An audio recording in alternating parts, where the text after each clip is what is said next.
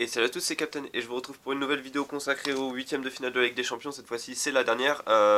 En parlant de résultats, parce que je pense que je ferai une vidéo plus pour analyser tout ce qui s'est passé et faire un petit point du coup sur ce qu'on peut en tirer ou pas comme enseignement de ces huitièmes de finale. Donc là, c'est vraiment que l'aspect purement résultat et petite analyse vraiment rapide des matchs que je vais vous proposer. Je vais tout de suite écarter le match Manchester City contre Schalke. Je vais être honnête, je ne l'ai pas vu. Quand j'ai vu le résultat en fait 7-0 parce que j'étais en train de regarder Atlético Juventus et j'avais les alertes à chaque but, quand je voyais que les buts montaient, je me suis dit ouais bon je vais pas regarder ce match là. D'autant plus que j'avais entendu que Schalke ils y allaient avec limite l'équipe à prime, ils s'étaient privés de trois titulaires donc je me suis dit ça vaut vraiment pas le coup de regarder ça. Euh, voilà, c'est juste pour vous préciser ça. Peut-être que je regarderai plus tard, je m'interdis pas non plus de regarder ce match si vraiment City a fait des choses extraordinaires, ce qui est possible parce que mettre 7-0 à ce stade de la compétition c'est quand même pas mal. Mais voilà, juste pour vous préciser que j'ai pas regardé ce huitième de finale là, donc je vais pas en parler. Plus que ça. Je vais tout de suite commencer par donc, le premier, Atlético contre Juventus. Bon, la première période, ça s'est passé, enfin, comme ça devait pas se passer pour l'Atlético, et c'est une thématique que je vais, encore une fois, je vais en parler dans une autre vidéo, mais c'est une thématique qu'on a vu beaucoup dans ces huitièmes de finale. C'est les équipes qui se sont fait renverser après un premier match aller où tout se passait bien, mais qui, d'un point de vue tactique, mental, ou ouais, je sais pas, ils se trompaient complètement sur le retour. Et là, c'est typiquement le cas sur Atletico, ils se sont complètement trompés. Ils y sont allés, j'ai l'impression que la peur au ventre et surtout ils se faisaient dominer physiquement à chaque impact, comme s'ils avaient peur d'aller à l'impact. C'est-à-dire que d'habitude, moi, quand je pense à l'Atletico, je pense à des joueurs qui sont parfois même méchants, qui ont du vice. Là, je crois qu'il n'y a quasiment pas eu de carton pour l'Atletico, ils étaient vraiment en mode paralysé. C'était vraiment caca culotte. En fait, j'ai vraiment eu l'impression que pour la première fois, j'avais eu l'impression de voir l'Atletico qui avait la peur au ventre. Alors c'était peut-être dû au fait que il y avait une ambiance folle, mais vraiment folle, mais ça je pense que des joueurs de l'Atlético, ils ont l'habitude, mais en tout cas, ils ont l'habitude de telle ambiance. Mais en termes d'ambiance, je trouvais que sur tous les huitièmes de finale, de très loin, le stade de la Juventus était au-dessus de tout. Ce que j'ai bien aimé par contre, c'est que la Juve a vraiment profité du coup, a vraiment fait le jeu, c'est-à-dire qu'ils ont pas calculé en se disant oui, mais on va faire attention à pas se prendre de but, ils sont allés non, complètement à fond, notamment sur les côtés avec les deux créateurs de jeu donc, que je connaissais pas beaucoup, qui étaient deux joueurs dont j'avais juste entendu parler, donc Spinazzola et Bernadeschi, qui m'ont vraiment impressionné. Voilà, ils étaient par leur insouciance, par le fait qu'ils créaient des opportunités, ils hésitaient. Encore une fois, ils hésitaient pas quoi. C'était pas en disant ouais, mais si je fais ça, est-ce que je vais pas me faire engueuler par Ronaldo? Est-ce que le public va pas être impatient avec moi si je rate ça? Non, ils y sont allés et ça a surpris, je pense, les joueurs expérimentés de l'Atlético qui s'imaginaient pas se faire rentrer dedans comme ça par des minots. Enfin, des minots, le mot est mal choisi, hein, mais c'est par des plus jeunes qu'eux, par des joueurs beaucoup moins expérimentés qu'eux. Et du coup, ça a vraiment joué pour l'effet de surprise, a vraiment joué en faveur de la Juventus. Et quand vous avez des créateurs comme ça, c'est bien, mais quand vous avez quelqu'un enfin, quelqu'un qui concrétise toutes les actions dans l'axe comme Ronaldo, j'ai rarement vu un attaquant en fait dominer un match à ce point-là. Et quand je dis dominer, c'est-à-dire que les occasions qu'il avait, il les mettait, et ça, du coup, ça a paralysé à mon avis encore plus l'Atletico quand ils se sont rendus compte que après une demi-heure, merde, il en met un. Et tout le public avec lui, toute l'équipe se regroupe autour de lui. Et lui, Ronaldo, on sent qu'il pousse, qu'il poussait les autres joueurs. Là, je pense que l'Atletico, ils se sont dit, ah merde, il va forcément nous en mettre un deuxième vu comment il est. Et c'est là qu'en fait, au lieu de se dire on va défendre pour éviter de s'en prendre un deuxième plus rapidement, c'est là qu'ils auraient dû se dire on va attaquer parce que même s'il nous en met un deuxième, nous on a peut-être l'espace pour en mettre un. Et là, du coup, le match était quasiment terminé, quoi. Mais voilà, vraiment Ronaldo monstrueux. J'ai rarement vu un attaquant dominer autant un match. Peut-être la dernière fois que j'avais vu ça, personnellement, ça remonte peut-être à loin, mais c'est le Dortmund Real où Lewandowski avait mis 3 buts à la défense du Real. Euh, C'était peut-être le seul moment, un des seuls moments qui me revient comme ça un attaquant domine à ce point une défense et fait peur à la défense et du coup la défense est obligée la défense centrale surtout est obligée de jouer pas selon ce qu'elle a prévu mais est obligée de s'adapter à l'attaquant qu'ils ont en face. Pour parler des autres joueurs de la Juventus, ils ont quasiment tous, enfin oui j'ai trouvé qu'ils étaient bons. Peut-être Cancelo, je crois que c'est ça, ou Cancelo, ah je sais plus, celui qui était à droite, qui adresse le centre sur le deuxième but de Ronaldo. Cancelo, je sais plus, j'ai oublié son nom, qui était peut-être un peu en retrait par rapport aux autres. Matuidi qui était vraiment intercepteur à tout va, et du coup je pense que le PSG peut regretter de l'avoir vendu, parce que quand on voit l'activité qu'il avait sur le terrain, surtout à la fin du match où c'était pas fait quoi, où le résultat était pas fait, mais qui continue à courir partout pour combler les brèches, etc. C'était vraiment plaisant de voir un joueur en fait se défoncer comme ça pour son équipe et pour ses coéquipiers qui du coup avaient confiance en lui et du coup pouvaient continuer à attaquer quoi. Ouais, donc j'ai parlé de l'ambiance qui était surréaliste. Je regarde là parce qu'en fait c'est où j'ai mis mes notes. Tous les joueurs de l'Atlético étaient absents offensivement. C'était des fantômes face au défi physique. J'ai trouvé que oui, seul Morata a tenté. Il a pas forcément réussi, mais il a tenté quand même d'aller au duel de la tête, alors que certains autres joueurs, vraiment, j'ai l'impression qu'ils refusaient complètement le duel. Aucune occasion également pour l'Atlético, enfin, pour une équipe de ce standing, quand vous arrivez en huitième de finale et que vous avez aucune occasion, je crois qu'il y a un seul tir et encore une fois c'est Morata sur une tête à la fin de première mi-temps et c'est tout quoi. Alors que encore une fois ils avaient juste à mettre un but et ils passaient quoi. Donc j'ai trouvé que vraiment ils avaient joué avec la peur au ventre et ils y sont allés en fait avec la mauvaise mentalité selon moi. Donc voilà, pour ce match le résultat était complètement logique et c'est l'équipe qui a à mon avis respecté le plus le jeu et encore une fois l'enjeu, euh, qui a pris voilà l'enjeu à bras le corps, qui a gagné. Maintenant, j'ai passé à un autre huitième de finale, donc Lyon-Barcelone.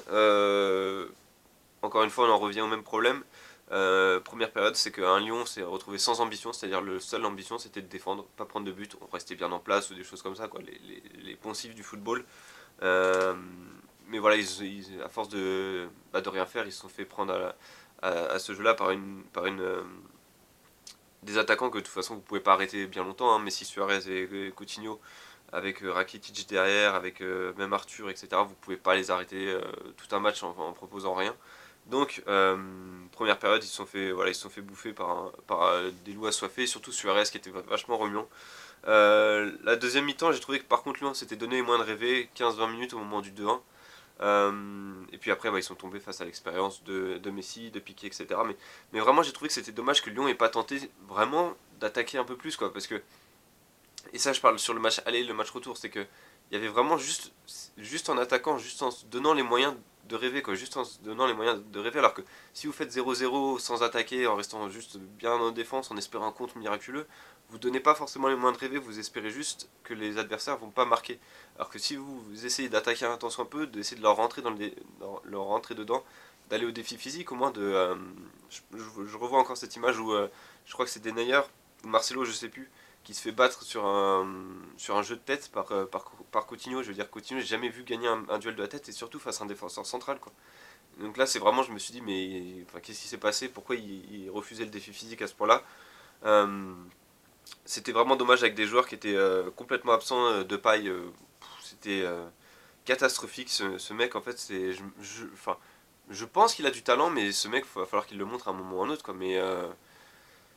Mais il est en train de niquer sa carrière avec ses problèmes, enfin, ses problèmes de concentration ou de motivation, je sais pas. Mais bon, s'il a déjà décidé d'aller voir ailleurs, là, ce match-là a prouvé qu'il avait vraiment pas le niveau pour viser plus haut que Lyon, quoi. Donc c'est complètement con pour lui, quoi. J'ai trouvé également que la défense à 3 de Lyon était complètement hors sujet, surtout sur la première mi-temps, parce qu'ils ont été naïfs, c'est-à-dire que les 1-2, il y a juste à regarder ça, le nombre de 1-2 que le Barcelone se faisait, et on a l'impression que les joueurs de Lyon étaient en mode merde, il y a quelqu'un derrière moi, je l'avais pas vu, enfin, c'était ça tout le temps. Donc ils étaient naïfs, ça s'est vu également sur le penalty, hein, je veux dire, tacler à ce moment-là, alors certes il y a un problème avec la VAR, etc., mais j'ai pas envie d'en parler.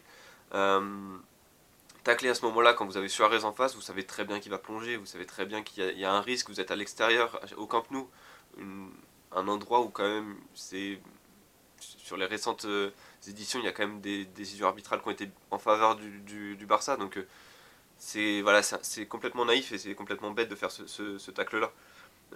Pareil, donc la présence physique, j'en ai parlé avec le duel, notamment l'exemple typique, c'est le duel Coutinho-Denayer, mais il y en a beaucoup d'autres dans le match. Voilà, cette défense à 3 était pas du tout intimidante pour Suarez, Messi et Coutinho qui prenaient la profondeur, chose que d'habitude ils ont du mal à faire. C'est vraiment.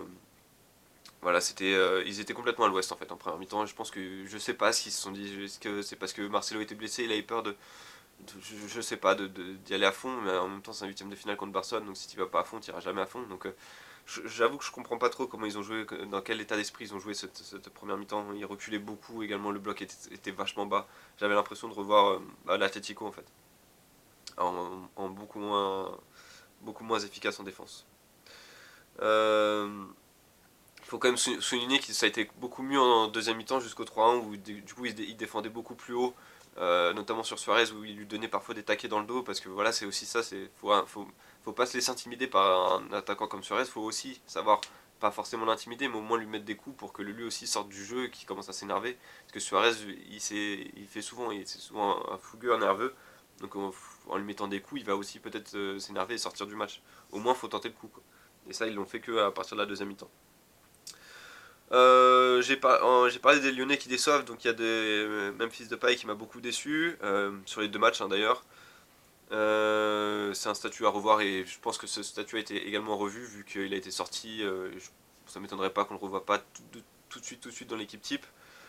Euh, Marcelo expérimenté voilà, qui se fait surprendre plein de fois et notamment un moment où Suarez au milieu du terrain fait un contrôle orienté, enfin justement ne touche pas le ballon et Marcelo est complètement en mode merde, il est capable de faire ça. Enfin, c'est vraiment en mode naïf alors que c'est censé être le plus expérimenté dans cette défense. Et j'ai été également beaucoup déçu par un joueur que j'apprécie beaucoup pourtant c'est Ferland Mendy. Qui a eu des fautes de concentration sur les contrôles. Il y en a un qui fait un contrôle qui lui arrive dessus, il est tout seul et il n'arrive pas à contrôler, il fout ça en touche. Les centres qui étaient complètement ratés, et également des passes qui finissaient en 6 mètres rapidement. Enfin, voilà, dès qu'il les faisait quoi. Dembélé et Fekir également m'ont pas forcément déçu, mais ce match a juste prouvé qu'ils n'étaient pas au top niveau européen, mais c'est peut-être un match qui va leur permettre de progresser.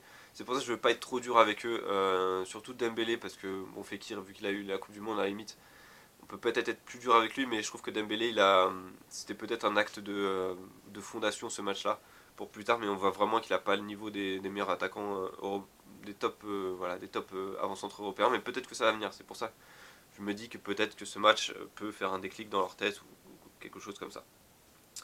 Le seul qui a vraiment surnagé dans l'effectif lyonnais, je pense que si vous avez vu le match, vous allez être d'accord avec moi, c'est Ndombele. Impressionnant au milieu, c'était vraiment le seul à surnager. J'ai trouvé il était pas du tout tétanisé par l'événement, par le stade, par les autres joueurs en face de lui. Il jouait vraiment son complexe, parfois voilà, notamment avec des dribbles pour faire avancer son équipe. Il les faisait avancer de 10-15 mètres comme ça en dribblant un joueur, en dribblant son face à face. Et puis il était également bon sur les phases de récupération face à Messi où il a récupéré deux ou trois fois, au moins deux fois la balle dans les pieds de Messi au niveau de la surface de réparation, là où Messi commence à vraiment accélérer, accélérer ses appuis et donc du coup c'est le moment le plus compliqué pour l'arrêter parce qu'il y a vraiment des chances de faire faute. Donc j'ai trouvé qu'il avait vraiment été impressionnant sur ce match-là, dans tous les domaines de jeu. Pour revenir rapidement sur le Barça, j'ai trouvé ils avaient été fébriles physiquement, surtout entre le 2-1 et le 3-1. Et je trouvais qu'ils avaient justement pas de joueurs typés pour répondre à ce défi physique. Que ce soit les défenseurs centraux qui se faisaient bouger assez facilement, qui étaient souvent au sol, mais également tout le milieu, je veux dire Rakitic, Arthur et Busquets, c'est pas le genre de joueur qui peut répondre vraiment au défi physique. Busquets va plus utiliser son vice, à mon avis, que son physique. Et le seul qui peut vraiment du coup aller au contact, vraiment être puissant, on va dire, à l'impact, c'est Vidal. Mais Vidal, du coup, si vous le mettez dès le départ, il va voler en éclats contre des équipes qui. Enfin, il va voler en éclats, il n'a pas du tout le style Barça. Donc ça va poser une problématique, à mon avis, pour Barcelone, pour la suite de la compétition. Ça va être répondre à ce défi physique. Et notamment, je me demande si cette équipe de Barcelone elle peut passer face à des équipes qui jouent beaucoup sur l'intensité du pressing, voilà, aller au duel physique, aller au contact, récupérer rapidement la balle en bougeant les milieux de terrain. Quand je pense à ça, je pense notamment donc à Liverpool, c'est la première équipe qui me vient en tête, je vais y venir dans un instant. La Juventus et Porto Ajax, je pense que ça peut être des tirages assez compliqués pour Barcelone. Je pense que s'il tombe sur Tottenham, euh, peut-être même City, Tottenham City, ça passera beaucoup mieux que Liverpool, Juventus. Et même l'Ajax, je pense que ça peut être, ça peut être assez compliqué. Euh, voilà, je pense que sur ce match, j'ai pas grand chose à dire de plus. J'ai pas beaucoup parlé de Messi et Suarez, mais Messi il a été inspiré, il était facile. Hein. J'ai vraiment pas eu l'impression qu'il accélérait beaucoup.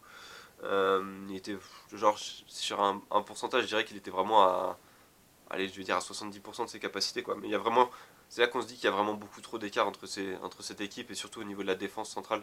Elle avait juste pas le niveau, à mon avis, pour arrêter l'attaque de Barcelone. Euh, donc voilà, sur ce match-là, c'est à peu près tout ce que je voulais dire. Je vais passer au dernier, euh, qui m'a assez surpris parce que j'étais assez déçu du comportement du Bayern Munich sur ce match face à Liverpool. J'ai trouvé qu'en première mi-temps le match était équilibré, c'était tendu, c'était un match beaucoup plus centré en première mi-temps sur le défi physique, à savoir quelle équipe allait prendre le dessus. C'est vraiment un round d'observation ou d'intimidation. C'était pas des coups méchants, mais c'était vraiment des coups, voilà, savoir qui allait rester debout quand il allait avoir le duel à l'épaule ou des choses comme ça. Et de ce côté-là, en première mi-temps, avantage Liverpool, et cet avantage s'est transformé en victoire tout simplement dans la deuxième mi-temps, où la Munich a complètement coulé. Ils ont perdu le contrôle du ballon, et parce que je pense qu'ils ont perdu le contrôle du défi physique tout simplement. Liverpool a commencé à monter son bloc de plus en plus haut, et le Bayern, une fois que le bloc était monté, ils n'avaient plus du tout les joueurs pour répondre à ça.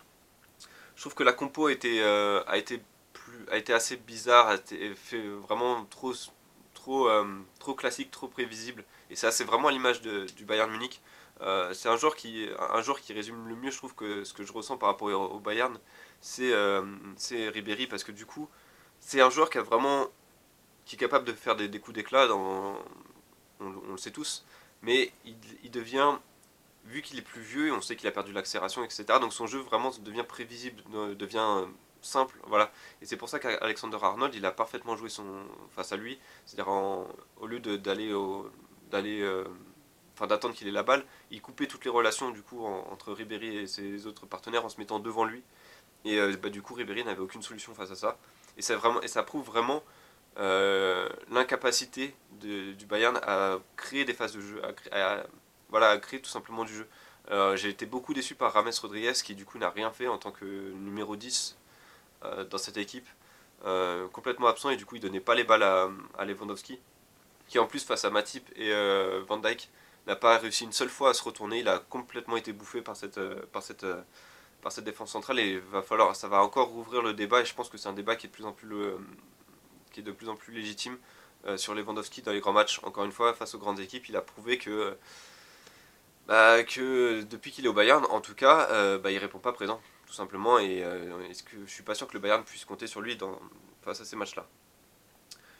Voilà, c'est vraiment une équipe, je trouve qu'il y a, en fait, je trouve que cette équipe, quand je l'ai vu jouer, ce match-là, je me suis dit mais c'est une équipe vieille en fait, c'est-à-dire que vieille dans le sens où c'est prévisible, c'est classique, en gros c'est comme si vous entriez dans une vieille maison et la déco vous savez comment elle va être, vous savez quel meuble il va avoir, vous savez quel papier peint il va avoir.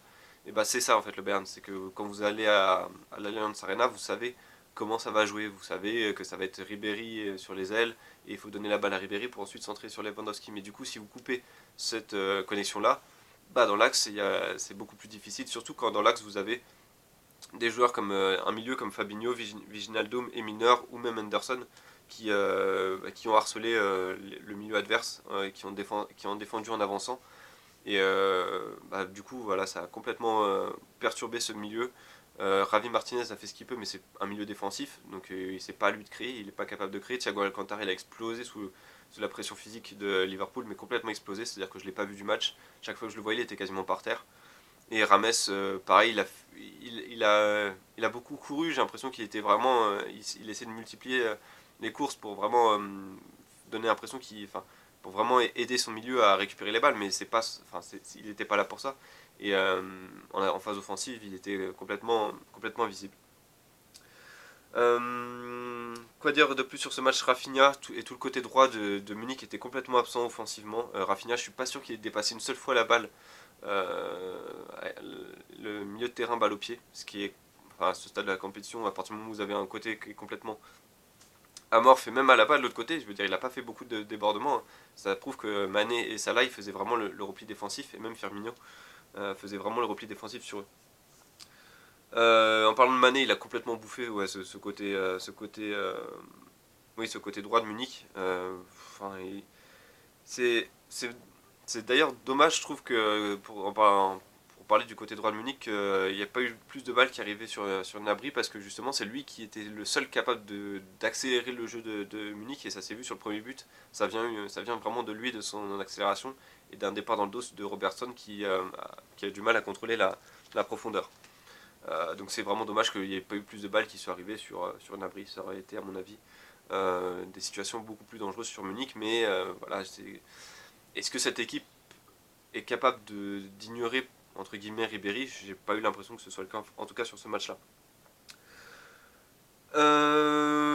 Qu'est-ce que je voulais dire d'autre? Je crois que pour tout ce qui est du Bayern, c'est à peu près tout ce que je voulais dire. Donc ouais, voilà, j'ai souligné que c'était vraiment une équipe lente, que ce soit dans les transmissions et même dans la vitesse. À part Gnabry, encore une fois, il n'y en a pas un seul qui était capable de prendre de vitesse les joueurs de Liverpool. Peut-être Coman quand il est rentré, mais c'est tout. C'est vraiment une équipe où dans le football moderne, je suis pas sûr qu'une équipe comme ça, avec des transmissions aussi lentes, ça puisse aller loin. Il va vraiment falloir qu'ils revoient toute leur philosophie de jeu, je pense. Et leur philosophie également de recrutement. Ça manque de création et donc même d'ambition et d'imagination. Voilà, je trouve que c'est une équipe qui est pas imaginative, quoi, qui est juste, on suit un plan à la lettre. Si ça marche pas, bon, on n'a pas de plan B, on peut pas improviser, on en est incapable. Je vais rapidement maintenant m'étaler sur un peu plus sur Liverpool. Vraiment, j'ai trouvé que l'équipe est ultra cohérente et j'ai retrouvé le Liverpool de l'année dernière en Ligue des Champions, qui, quand ils jouent comme ça, ils peuvent, à mon avis, taper à peu près toutes les équipes. Ils attaquent en nombre, ils sont vraiment ultra présents au milieu, même sur les côtés, c'est étouffant avec Alexander Arnold et Robertson qui sont aussi bien capables de super bien défendre et aussi de gêner, enfin, d'être également très bon en attaque avec des centres très bons.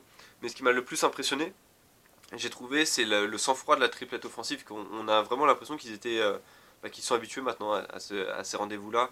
Et donc du coup, vu qu'ils ont un sang-froid monstrueux, dès qu'ils ont le ballon, ils paniquent pas, ils se précipitent pas pour faire le geste. Comme on a pu voir d'autres joueurs qui sont peut-être plus talentueux, mais qui paniquent, ils veulent vraiment marquer le plus vite possible. Je pense à Mbappé notamment. Là, Mané, quand il reçoit le ballon sur le premier but, son contrôle lui arrive, je crois, il loupe un petit peu son contrôle qui lui reste un peu dans les jambes, donc il se retourne tout de suite, et tout de suite il a la présence d'esprit de se retourner, faire un contrôle orienté. Désolé, j'ai cru qu'il y avait quelqu'un. Et du coup, ça me. Voilà, ça pour s'ouvrir après le but, mais vraiment, et puis cette aisance technique, ce sang-froid, ça s'est également prouvé avec la passe de Salah sur le troisième but, qui est un merveille du genre, on peut pas faire mieux. Et du coup, ce qui est impressionnant également avec Liverpool, c'est qu'ils sont pas capables, sur ce match en tout cas, ils ont prouvé qu'ils étaient capables de marquer sur trois phases différentes. Les phases rapides, c'est-à-dire qu'on reçoit le ballon, on balance loin devant, et du coup, Mané, il est capable de prendre tout le monde de vitesse et d'aller marquer, de faire la différence seul. Sur une phase arrêtée, le deuxième but, avec Van Dijk sur corner. Et également sur une phase un peu plus placée, on va dire, sur le troisième but, où voilà, on part d'un côté avec Origi qui fait la passe sur Salah pour renverser, et on revient après sur le côté d'où on est parti pour la tête de Mané. Donc vraiment, c'est une équipe qui peut marquer qui est menaçante sur toutes les phases de jeu. Et du coup, je me demande si j'en ferais pas un favori, encore une fois, de la Ligue des Champions. Mais à l'heure actuelle, en fait, pour moi, mon favori, ça serait plus Juventus, Liverpool. Et après, il y aurait City et Barcelone à peu près au même niveau. Et après, on a tous les autres poursuivants, selon moi en tout cas. Mais peut-être que ça, je ferai une autre vidéo la semaine prochaine pour profiter de la trêve internationale pour parler un peu plus de ça. En tout cas, je vous remercie d'avoir regardé cette vidéo. Moi, je vous donne rendez-vous donc pour d'autres vidéos sur la chaîne par rapport à cette Ligue des Champions la semaine prochaine maintenant, je pense. Et n'hésitez pas à me dire ce que vous avez pensé dans les commentaires de cette vidéo et de ces huitièmes de finale. Qu'est-ce que vous en retirez, quelle équipe vous allez supporter. Voilà, tous ces genres de choses m'intéressent. Je serais ravi d'en discuter avec vous dans les commentaires. Et puis voilà, je vous y retrouve dès que vous le souhaitez. A bientôt.